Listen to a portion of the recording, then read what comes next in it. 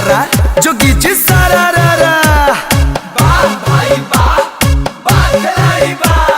भैया जस रंगवा ना चिप डालेंगे, भैया जस रंगवा ना चिप डालेंगे।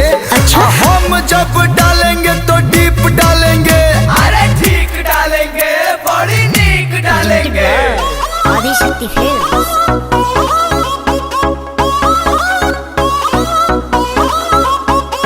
पीका गिरा रहता है सैया रोज नाली में, उसको रंग लगाएगा मोर दोनों गाली में। बगल में छोरा गांव भर ढिढोरा। हटो ना। पीका गिरा रहता है सैया रोज नाली में, उसको रंग लगाएगा मोर दोनों गाली में। फागुन में रोज मैं रहती हूँ रोते, कुछ अच्छा हालात कीजिए।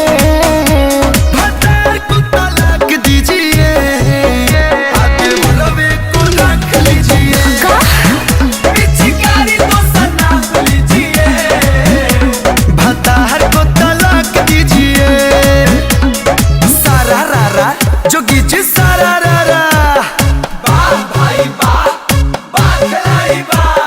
छोड़ के भागल बाड़े ऐसन सुतार, आधा रूपी के गिरल बाड़े भौजी के भतार। अरे चटी है का अचार।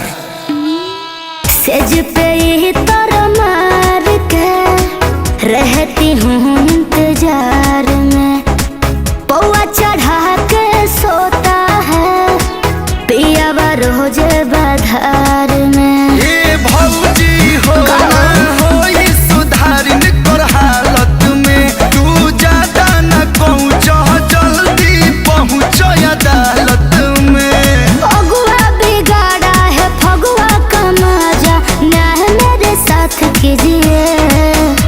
भतार को तलाक दीजिए। अच्छा। देवरवे को रख लीजिए। चुप रहिए। पिचकारी तो सनाप लीजिए। भतार को तलाक दीजिए। सारा रारा जो गिरा सारा रारा।